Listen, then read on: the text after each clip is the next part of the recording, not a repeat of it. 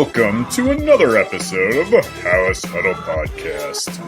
Here are your hosts, Rob Schwartz and Justin Onayemi, two Bears fans who decided talking into a microphone was better than shouting at their television.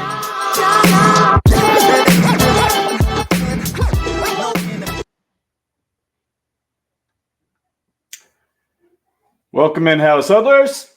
Huddle up! I actually hit the wrong button there, and we stopped at 3 seconds, but that's fine. That's fine. Okay.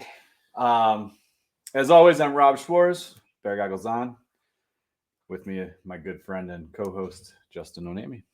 How's it Good going? to be here. Yeah. Good to be here. It's a busy week this week for the Chicago Bears. Yeah. At least for the front office, I should say. Absolutely. I mean, this is the time for all the teams in the NFL where they got to make some difficult choices. It used to be each week you progressively chop down your roster. Yep.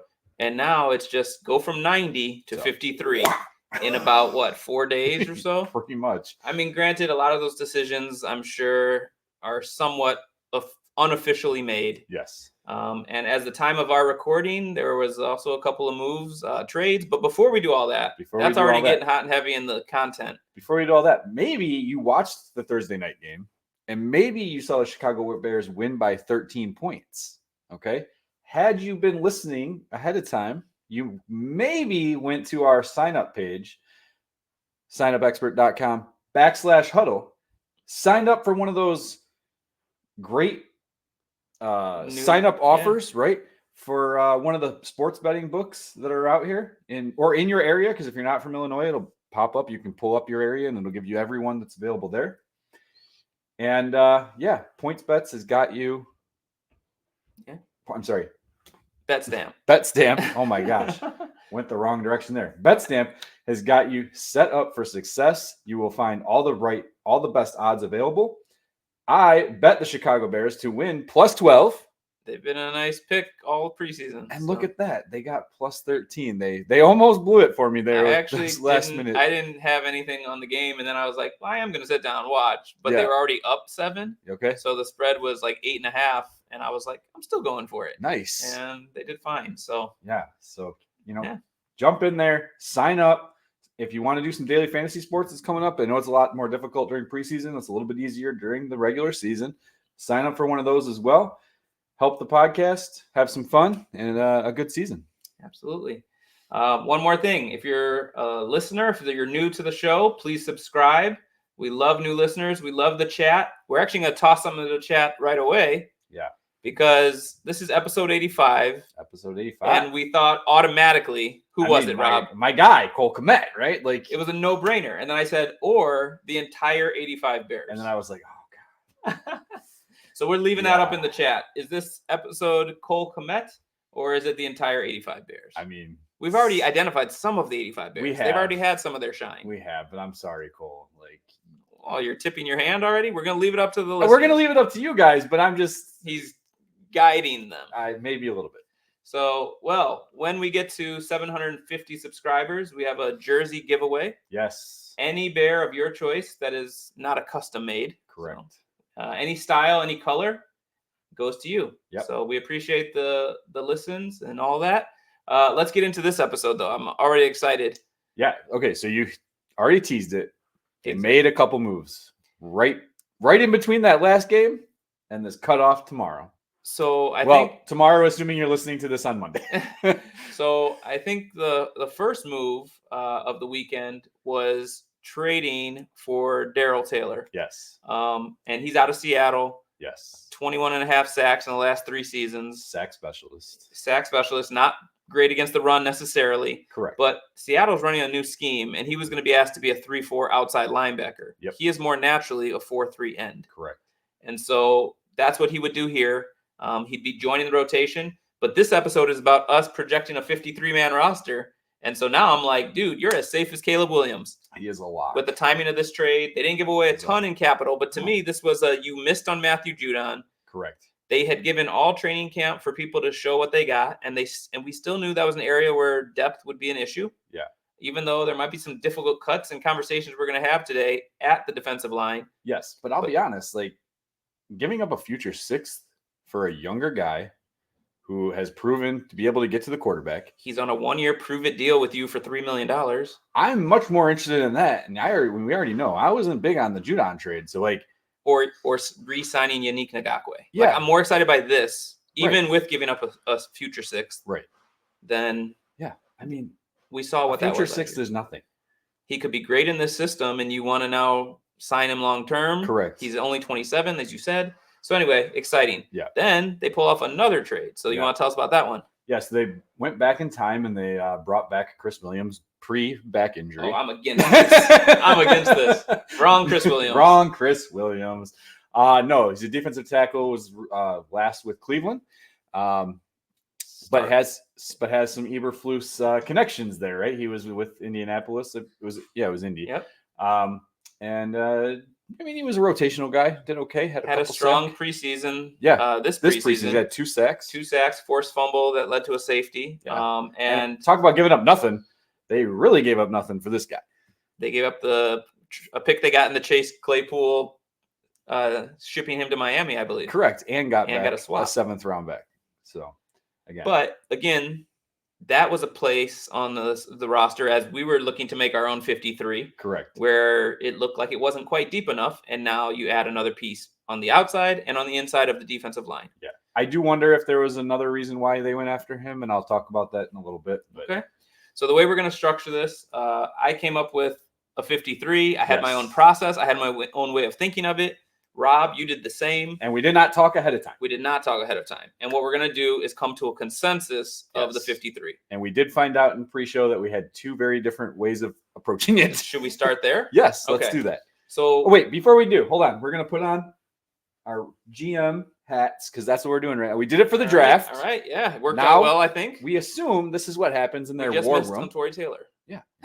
Damn. I feel like this is what they do in the war room, right? They go back and forth. Okay, who are these guys? You got your scouts, you got your, operational guys, you got the 2, a GM, assistant GM, maybe Kevin Warren's in there. I don't know. A whole team of people. Exactly. Let's put it that way. Now, I wonder, did they give the team as much autonomy to get to what they got to as us? I don't know. Because maybe my method was very different than yours. There you go.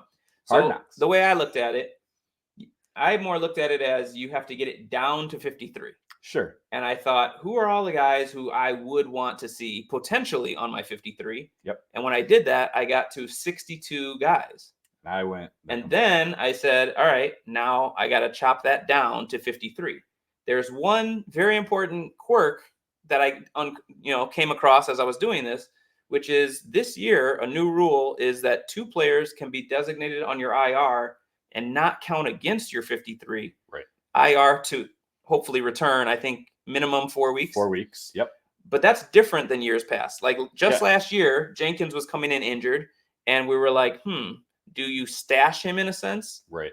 And now you have to cut someone else who you then hope clears waivers and you re-sign or something like that? They had to do the same thing the year before with N'Keal Harry. They had to have 7 receivers on the roster. Yep. Just so that they knew that they could have him on the 53 and bring him back after they put him on IR. And so I don't know if, there's negotiations happening on the CBA, but the new rule kicks in this year, which I think really benefits teams to be 100%. Able to, in essence, have a 55 with some guys who might be a little banged up at this part of the season. But we both went about that a little different as well. A little bit. So my process was like the opposite of Justin's. I started at 1.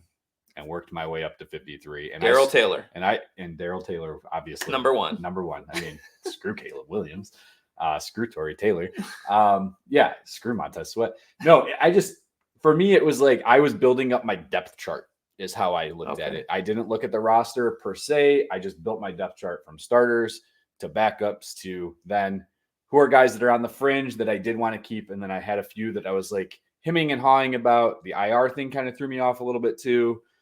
And then I have a list of guys that are like, I'd love to have them, but I also was trying to be as accurate as what I think Chicago's going to do, where last year I was very emotional when we saw Travis Gibson and Terrell Lewis not retained, right? Trying not to be that way this year. And so you said something there where you were trying to get accurately what you think the Bears will do. Correct. As opposed to I was more looking at what I would do if this was my choice. But we're going to blend those 2 ideas. Which I think might be the best way. Consensus. Yeah. Dang, you said something else that I wanted to pick up on, but hopefully it'll come back to me. It'll come back. All right. So do we just get rid of the easy?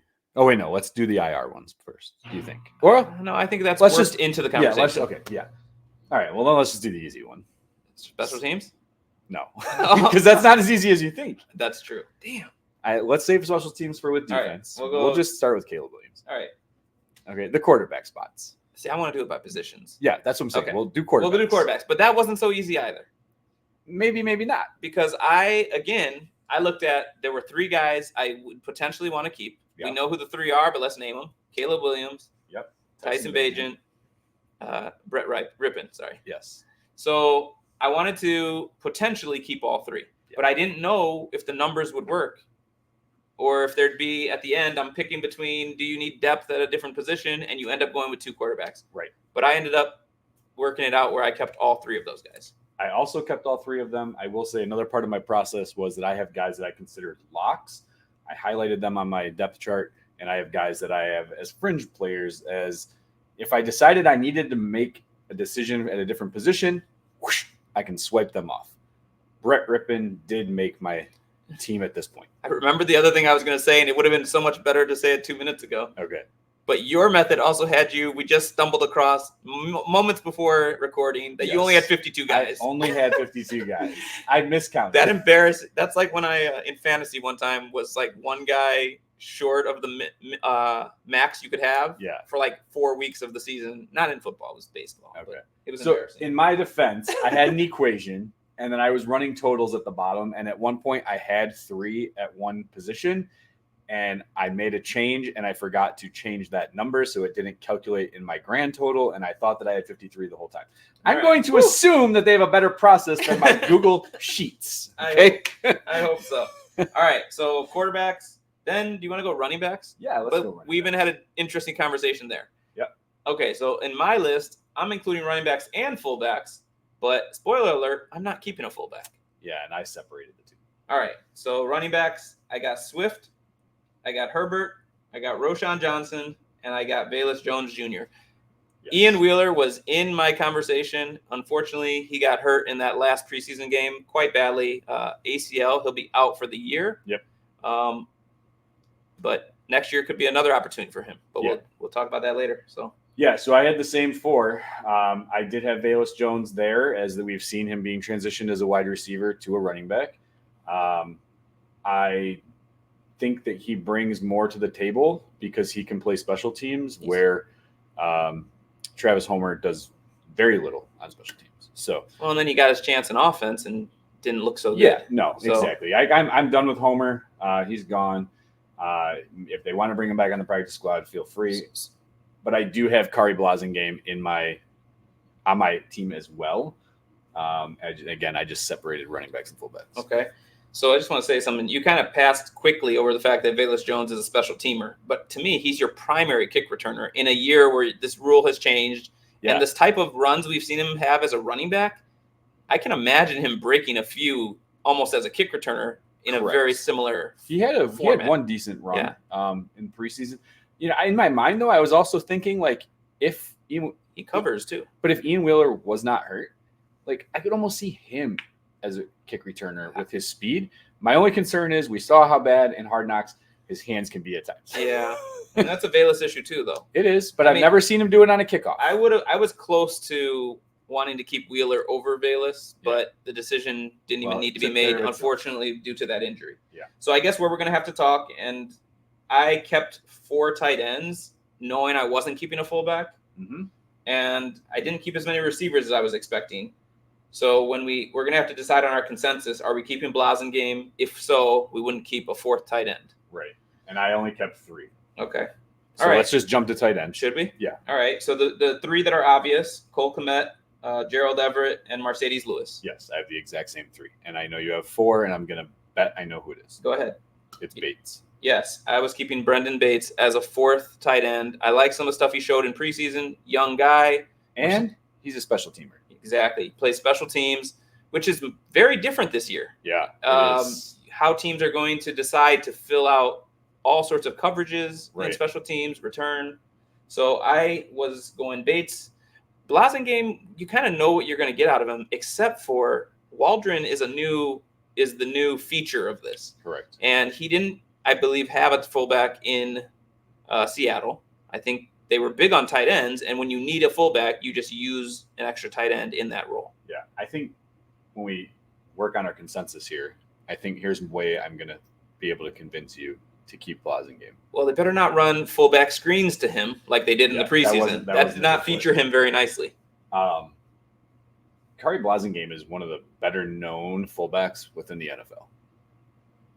I think there's a better chance of him landing elsewhere than if you cut Brendan Bates and put him on your practice squad. Okay. And then you get to keep both. True. Just my thought. And who knows, but by season's end, maybe they're carrying 4 tight ends and 0 fullbacks. But 100%. To start the year, you go with a guy who's a proven guy. Yeah. Played for the Titans too. Yeah. Well, and when we watch some of those outside zone runs, I mean, Blasingame was leading the way on some of those. So that's true. That's true. He has value as a lead blocker and that sort of thing. I just don't know if that fits with what Waldron does. I'm willing to give on the keeping a fullback. Again, you could keep Bates in your practice squad. That's what I'm saying. Going to get picked up. And I didn't carry it. Just so you know, when I made my thing, I didn't go to the depth of who would end up on the practice squad. Right. I'm leaving that to the professionals. I didn't either, but I did consider certain people who we could think of keeping. That will come up again when we talk about the defense. Yes. Okay. How do you want to handle? All right. So do you want to do wide receivers first because that's easier? Let's go receivers. Okay. Yeah. All right. How many you got? I kept 5. I also kept 5, which is not very many, obviously, but you have Bayless as he was a receiver. 100%.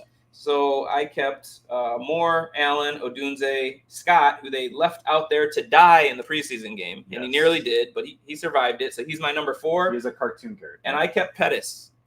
Okay. We have a disagreement. Your look says it. My first 4 is exactly the same, and Tyler Scott is my wide receiver 4. And I know this is going to get some heat, but I did keep DeAndre Carter. And the only reason I kept him is I know he did not show us a very good preseason, but he does have history of being a better returner than Pettis.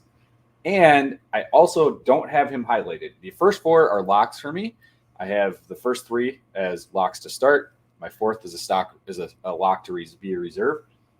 And Carter, I don't have as a lock. And in my mind, I'm thinking, and we're seeing it now, if Ryan Poles can find a way to upgrade that as teams make their cuts, I'm leaving that spot technically open. He's going to make the initial 53. I see. But he could be a next day cut if someone else pops up on the market who's more. Exactly. So here's my thing. I don't think DeAndre Carter is going to give you a whole lot as a receiver. Now, your hope is that those big 3, then Travis Scott as the clear 4, is enough when you factor in you've got great receiving tight ends in Kmet and Everett. Yes. You got receiving backs, more so in Swift, I would say, than the others. Yeah. And so you might not think you need to be as deep at receiver. But to me, if you keep DeAndre Carter, you're getting nothing at receiver. And I didn't like what I saw in the preseason with him on punts. Not just talking about in the last game, he let one hit him. Right. You should be nowhere near that ball. But other times in the preseason where he didn't know to not catch it, he should have caught the ball, fair caught it, let it bounce. I mean, if you're bringing in a guy to pretty much be a punt return specialist, I would have expected more. And so I figured, granted, I don't love what I see out of Pettis returning punts. They have a punt return problem. Yes, they do. But I think he could give you value as a receiver if you ever needed it. And to your other point, I would take player X over both of them should somebody become available. Wrong, Ryan. But Ryan Pace in 2021 made a trade for Jakeem Grant. It ended up being a fantastic move from a special team standpoint. Can Ryan Poles find something similar? He's a better GM all around in my eyes. But is there someone out there? All right, but here's the thing. Since we're hoping that his Carter's previous experience as a punt returner is more telling than what a couple of opportunities in the preseason were, we should keep him as your punt returner number 1. Going into season. He's on thin ice already, though. Yeah. You haven't committed a whole lot to him, so. And I don't know. Let me see. I actually reached out to somebody. We said receiver is going to be easy. Yeah. I reached out to Gary Ross because I wanted to see if he had any more insight on some of these injuries, but Dante Pettis didn't didn't practice. I wasn't sure if that's true. Another thing could be is he dealing with an injury? Maybe he's a guy that could be on the IR. Maybe he's a guy that doesn't get signed, and then you brought him on the practice squad. And so thank you for bringing that up. I tried to consider that in my pick in how I did this, but I also want to just say, like, we have not anywhere near as much knowledge as the Bears as to people's health status. Right. But clearly that's going to impact how they go about this situation. So, but I say we take Carter then. Okay. But he's on thin ice. All right, O-line. O-line. Oh, boy. I kept 1, 2, 3. I kept 9. I kept 9 with a +1 in parentheses because this is one of the IR spots. Okay. For me. Let's just go. Which actually, one of the guys I kept, I'm worried is injured, but I just feel like I wouldn't want to commit to the fact that he has to be out 4 weeks. Okay. So for me, that was Ryan Bates. Let's go across starting? Starting. Okay. So who do you have at left tackle? Oh, we can go fast through the starters for me anyway. Okay. So Braxton Jones. Yeah, same. Tevin Jenkins. Same. Shelton at center. Same. I put Bates at right guard. If he's not ready, he's not ready. But that's who I would like to be my starting right guard when the season starts. I'm assuming he's not ready because he's been week to week. Yep. I have Nate Davis. Okay. But I kept Nate Davis. Okay. And then I have Wright as a right tackle. Got it. Okay. Kept Davis. Kept Pryor. Yep. Kept Amagaji, but he just now is getting ramped up. Yeah, so you're not expecting a whole lot, but you're not getting making rid the of your 4th-round pick. Exactly. He's making the 53. Wait. 3rd-round pick. 3rd-round pick, yep. And I kept Kramer Jr. because if Bates is not ready, he's actually your backup center. Okay. So and I kept Borum, but as an immediate IR, he's your +1. He's my +1. IR has to be out 4 weeks if that's how his injury is panning out. Right. So so Borum is a high ankle sprain, and I'm guessing he's going to be out a minimum of 4 weeks. Exactly. That's per Gary Ross, by the way.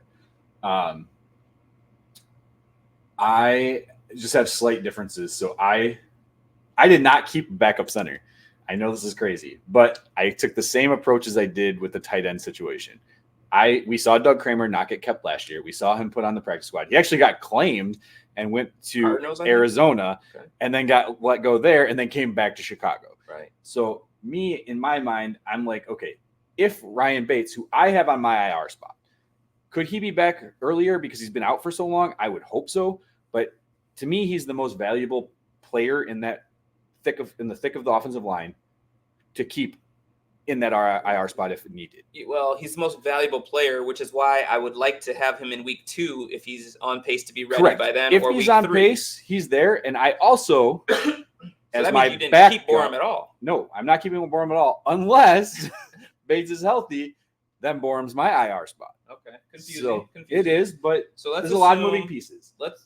So I don't have a backup center at this point because I'm putting Kramer out there, assuming he doesn't get picked up, and he's going on my That's practice quite risky squad. If you're also putting Bates in the IR spot. Yeah, but you get 16 guys. Okay. So who the other guy Davis, I have is Bill. I have Bill Murray. Oh, okay. For comedic purposes, or yeah, exactly. We're past this, Bears fans. This is a very important decision. And I also kept Jay Curhan. I was with Seattle before, so I kept him over Borum. Yep. Okay. So we both kept Davis. We both kept Pryor. So let's put Bates in there. Okay. Assuming he's not going to be on IR. And we'll put Borum as our IR spot. I'm good with that. Okay. Now that actually puts me Kramer. But hopefully you get him on your practice squad. Right. But that would actually put me at 53. Okay. All right. So then we need to decide on what the other backups were then. Because I have Curhan and Murray, and you have who? You have Kramer. So and Pryor. I have Pryor also. And Amagaji. I have Amagaji also. I have 9. Now I have 10. Okay. So. And you're not including Borum in the 10? I'm not including Borum in the 10. Oh, I only have 9 then. Yeah, because if I put Bates in there, I have 10. So. Okay. We know we're keeping Braxton Jones, Tevin Jenkins, Coleman Shelton, Ryan Bates, Darnell Wright, Nate Davis. We're keeping Pryor, Amagaji, and then 2 more.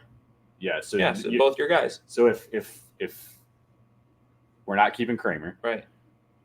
I think we can only pick one of Murray or Curhan, right? Well, to get to 9.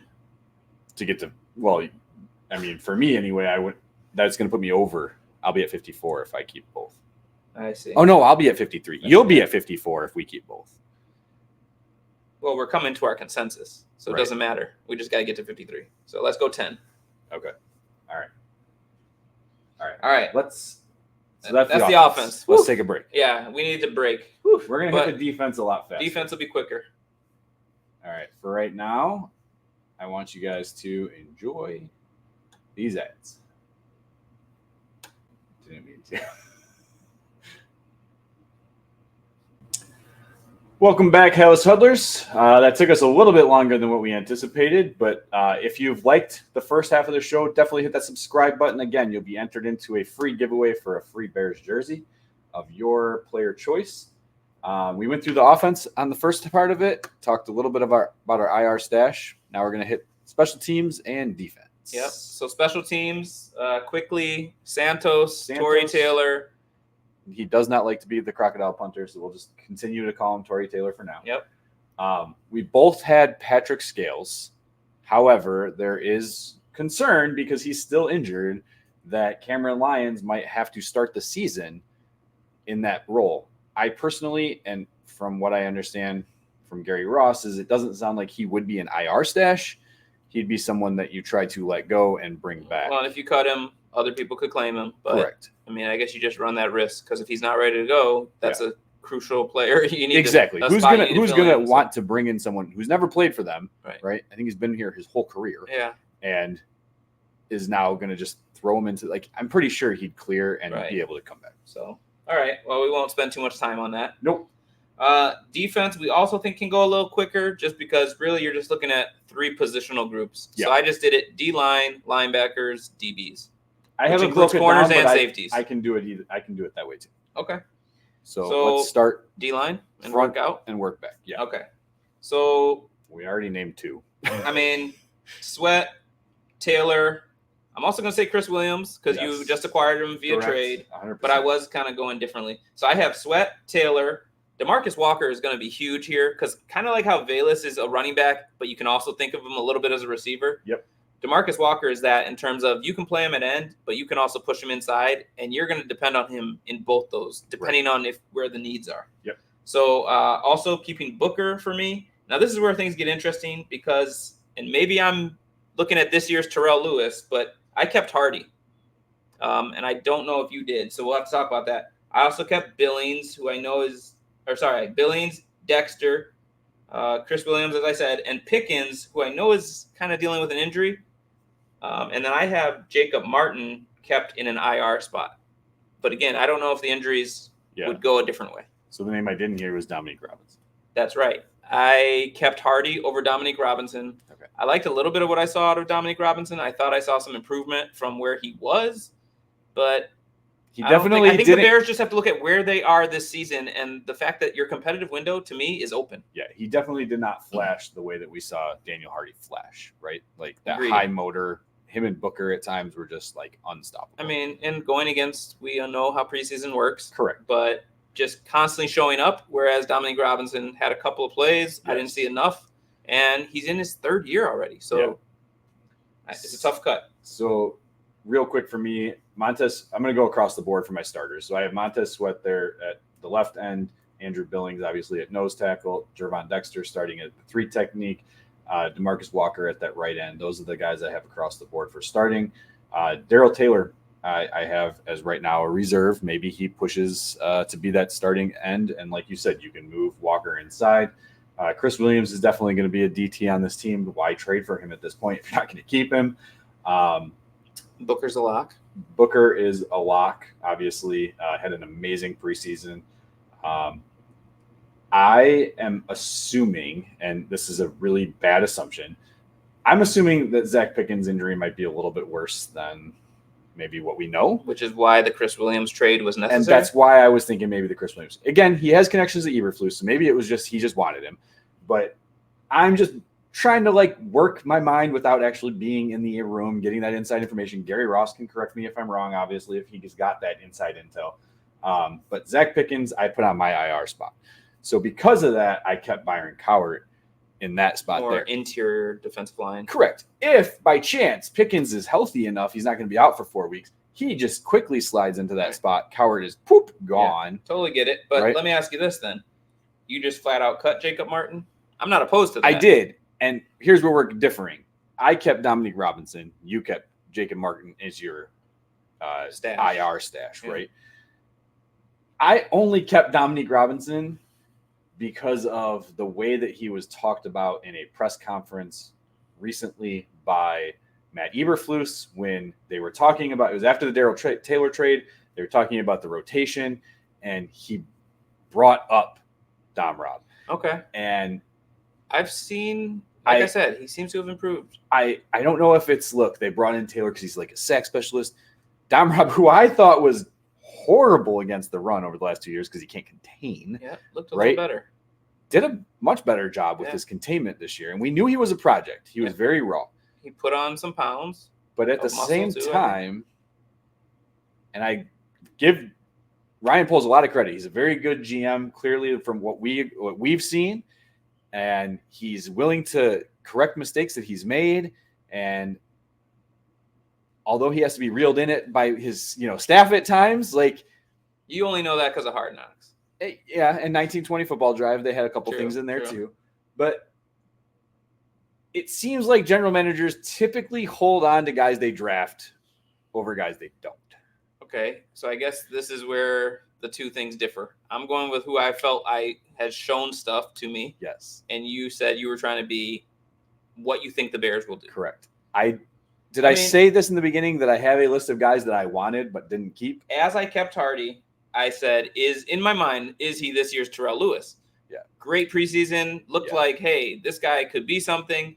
Not only did he not make the 53 of the Bears, he cleared waivers. Like, I don't think anyone picked him up until maybe he ended up on a practice squad. He ended up on a practice squad. I think it was the Rams or something, but it was way late. Obviously, what he was putting out on tape, to my eye, was something different than what the rest of the NFL was looking at. Right. And so with Dom Rob he's been in your system. He has shown some improvement, it looks like.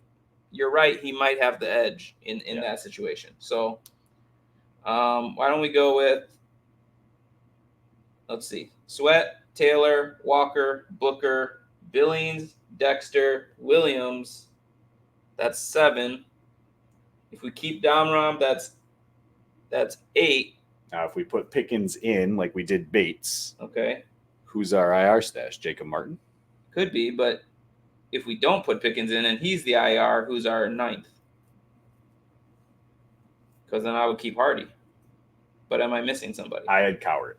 Oh, you had Coward because if Pickens is out, you need the interior. Right. Okay, that makes sense. I think Pickens is a better IR than Martin. I think Martin just doesn't make the squad. But here's the thing. Now, if you're watching this, you would take Martin over or D-Rob over Martin, though. I would take because Martin isn't healthy right now. Correct. Either. Okay. Correct. But I just want to put this out there. Like, look, again, we don't have the inside intel on these injuries, right? If Pickens is there, right, then Coward's gone. Right. And then it's easily Jacob Martin. I see what you're saying. Right? Like, okay. If we don't know. I think it would be easily Jacob Martin. Like, out of who is currently injured. Although, would you take a healthy Hardy right now than an injured Martin that you take on your 53 and don't have on the IR? But he's an IR stash. So, like, you can't just you said keep him as an IR stash. Correct. If Pickens is healthy. If Pickens is healthy. I got you. Right. Okay. I want Hardy. I do. I'm trying not to be emotional about it. I know. Like, we were burned last year. We were. All right. I had a you have few it rants. In there as we kept 9 guys. And you know who they are. All right, let's move on then. Okay. Linebackers, I'm keeping 5, but there's many times we'll get to DBs in a moment. I'm keeping a lot of those, as you know. Yeah. So there's a lot of times in the base defense, you're not going to need even more than 2 linebackers. However, I think they're in contributions, 60-some%. Exactly. But I think contributions in special teams and having just solid depth at that position is important. Yeah. So I'm keeping 5 linebackers. I also have 5 linebackers. To just make it easy, I'm just going to list the 3 starters because I know you have the same 3. Okay. TJ Edwards, Tremaine Edmonds, I can't talk. Tremaine Edmonds and Jack Sanborn. Same 3. Sandgod. Sorry. Sandgod. I have Sanborn. All right, go ahead. So who are your 2 reserves? I have Amon Ogumbanya. I call him Ogbo. Yeah, you. That is a Yoruba name, so yeah. I call him. I have him as well. Ogba, because it's easier for me to say. At least you got the GB. That's good. That's a sound. So. And Baskerville. I kept Noah Sewell. Oh. And here's Noah Sewell's a draft pick. And here's a draft pick. That goes again. That goes back to what I was talking about before. But I also have Baskerville on my list of guys I really want to keep. I'm going to push harder though for Baskerville. I mean, I feel like he's on the field and he's producing. And Sewell hasn't been on the field. He hasn't been. He came back for that last game. Didn't really do much. Didn't do much in the preseason that we could see. But I'm even looking back to last year. He was a rookie, but spotty at times. I completely agree. But last year they also had Baskerville. They also cut him. They also put him on the practice squad. We know there's going to be all sorts of roster juggling in games, but I think I've won a lot of these, so I'm gonna let's switch. I think Baskerville is on the team because look, all right, I'm going to go back to this. I'm not going to push hard for week one. Should be like feeling like, I mean, they're the favorite in week one. Yeah. Right. Yeah. They're like the favorite on the schedule in a good number of their games, I would imagine. Yeah. So like, be the better team. Right. Right now, who's the better player at this moment? I think it's Baskerville. I'm not going to push hard enough for that. So all right, we'll swap it out. I won one. I think it's going to end up being the other way. Okay. Just putting that out there. Fair. So you're playing both sides. We get it. But I'm good with switching it because, again, I'd rather Baskerville. Okay. All right. So hit us up in the chat on this one. Yeah. Okay. Yeah, guys, chat. Definitely, this is a big one for chat. Yes. Right? Like, put the guys in that you're like people with opinions. Yes. If there's things that you're like, what the fuck are you talking about? No, they're keeping this guy. Put it in the chat. Not to mention, like, this is a different type of position the Bears are in. Now, granted, we talked through O-line and D-line, and maybe it doesn't seem quite as deep, but there's guys that you're going to be cutting that are good players that other teams might actually be like, hey, we'll take it. That's not how the Bears have been the last few years. Here's how I look at it. What I find awesome about this is there's a lot of guys that I'm like, oh, they're a lock. They're a lock. They're a lock. Like last year, it was like, well, who's going to be the third receiver? Well, you already wiped your memory of what 2 years ago was. Oh, that was awful. But like, Dante Pettis didn't make our team. He was like our number one receiver going into the season. Even Mooney was shaky. To see how far this team has come. Yeah. Year over year since we started this podcast. Exactly. Like, so you taking some of the credit or what? I mean, how many times have we said we've stuck Ryan Poles, listen, Bears win. Right. Let's go. Now the win part. Yeah. All right, let's go to the DBs. There are definitely locks all over this unit. Yeah. This was hard for me, and I still kept so many, but it was still pretty difficult. Jalen Johnson, Tyreek Stevenson, Kyler Gordon, those are like the most obvious. Yeah. I think Terrell Smith's obvious. Yes. Okay. Lock. I got Stroman. You don't have to. Okay. All right. How do you want to do it? Oh, because we could have went safeties next. Like the obvious ones, Brisker, Byard. Yeah. Okay. So let's just do corners. I'm fine with that. Okay. Tyreek Stevenson, Jalen Jones. I didn't say Jones, but I kept him. Okay. I'm sorry. Jalen Jones is my backup for him, right? Jalen Johnson, Terrell Smith, Kyler Gordon. Here's where I'm going to rock. And then I have Joshua Blackwell. I know, and he's a great player. I want to keep Reddy Stewart. He's also on my list of guys I wanted to keep, but I don't think he'll clear waivers. I don't think he'll clear waivers either. But I also didn't think that last year with two other people who did. So am I the emotional guy wanting to keep this guy who Well, you're definitely being... He was a ball hawk in college. He was. Went undrafted. Yes. But they knew this about him. Yes. And he shows it to you. And he got in the preseason. highest paid UDFA contract. Yes. And he shows it to you. The thing you thought he was good at, he shows you. Now, it wasn't against first string. I get that. But you can only play who you're playing against. I'm assuming he could find a role in special teams. Wait. Not against first string. But when Kyler Gordon was hurt, there was many times he was with the starters in practice. You're right. At that nickel spot. So if you think of it from that perspective, nickel is so important to any team's defensive schemes. And if he's your number 2 there, or even your number 3 in your mind, that's important. Now, it's interesting because on the Chicago Bears official depth chart for preseason, Stroman was actually number 2 in that nickel spot. Was he just not available when they needed him? Or they just tried Stewart? I think they just gave him more reps, especially in that last game. He was flashing in other games and Blackwell was actually ahead of Stewart too.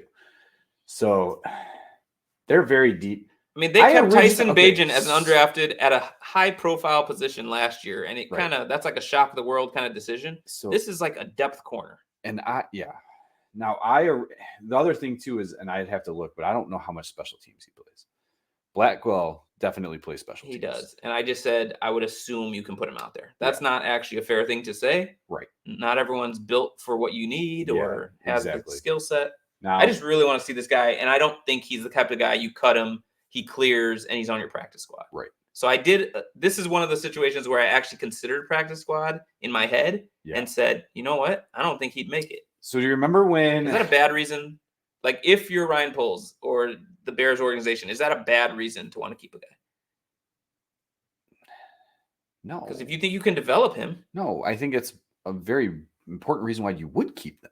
I think it's the opposite. I think if you think there's a guy there with star potential. I mean, is that too much to say? Star potential? I mean, you like the development you've seen through training camp, and now you're basically extrapolating that out through a whole season or 2 or 3. It's not uncommon that you see UDFAs become stars. That's true. Right? It's just not.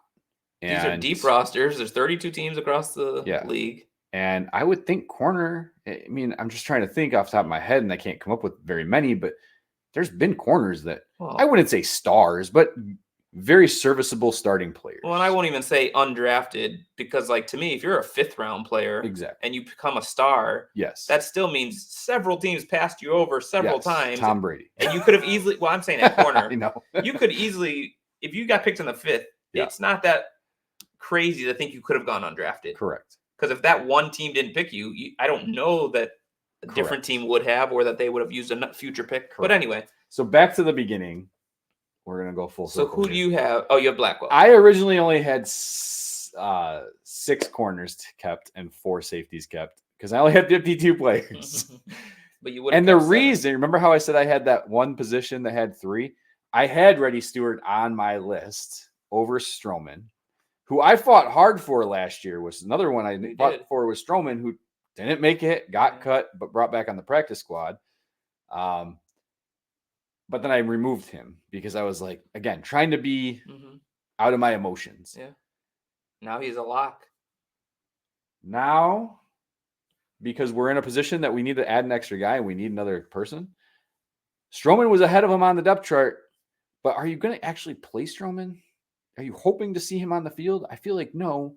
Do you have more potential with a guy like Reddy Stewart? So now you're saying keep Stewart over Stroman potentially. Yes. And still keep Blackwell because you know what he can do for you on special teams. Yes. Okay. Well, I like it's that. Wrong. That actually, no, but I like that because that actually means you're thinking of Stewart as a guy you want to play as a backup nickel. This is ours. I'm keeping Stewart. You're going to have a lot of trouble. So this is ours. This is ours. But again, I know it's wrong from a Chicago Bears standpoint. Do we have the same? I don't think that's true. But anyway, do we have the same 4 safeties? I do. Brisker, Byard, Hicks, Owens? Yeah.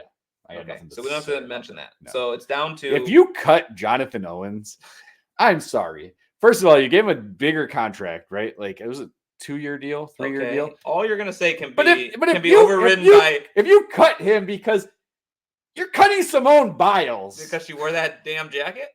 No, I'm saying you can't. Even because of that jacket. You need that, like, Simone Biles star power. I mean, Taylor Swift did miracles for the Chiefs last year. Right. So from a financial standpoint, you don't cut him. Oh, that may be true. I think from a play standpoint, but he's obviously he's better his spot. Yeah, he's there. All right, so let me get this straight. We have Stewart, Stroman, Blackwell, and we can keep 2. Yes. I'm pushing Blackwell, Stewart. And I was just about to say I could go Stewart, Blackwell, even though I had Stewart, Stroman. Okay. Because it was a tough cut for Blackwell. And now that you mentioned knowing that he has value on special teams, that's what tips the scale for me. I like it, especially the way you phrased it, where Stewart is actually being thought of as like, this guy's going to get in on nickel. Yeah. I mean, Kyler Gordon looked amazing, but we know he's had injury troubles in the past. Right. So whoever backs him up could potentially see the field. Yeah. And I'm excited to see what he can do.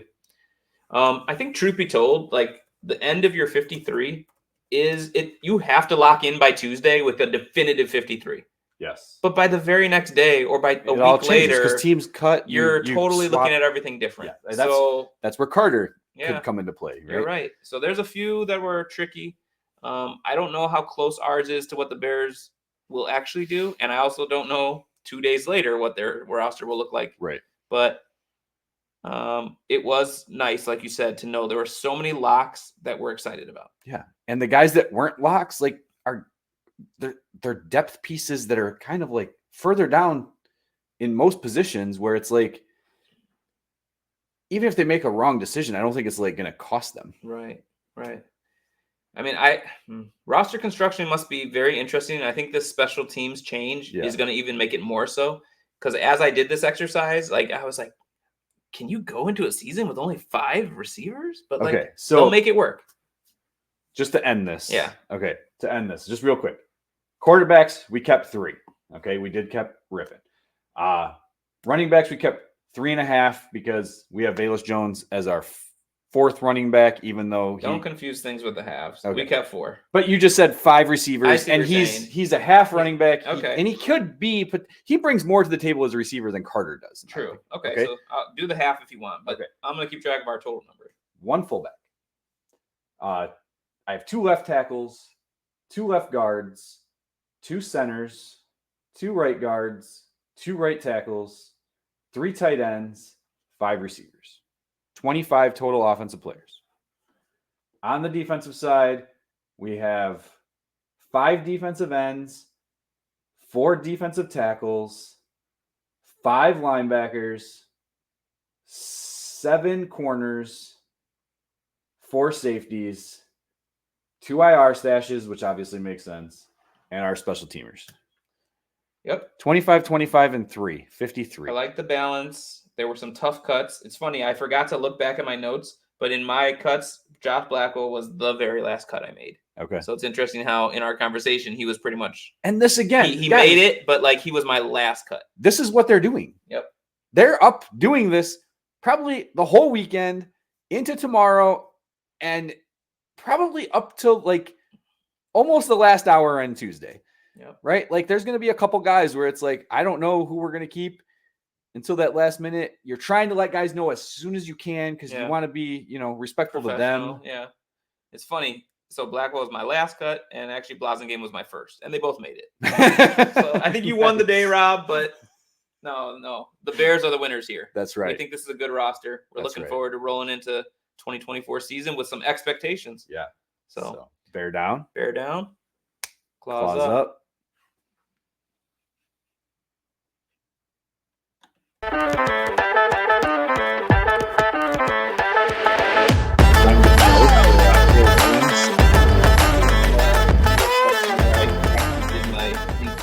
Cuts and stuff. Time to throw for Caleb Williams. The only person who's worse from him, average time to throw, Justin Fields.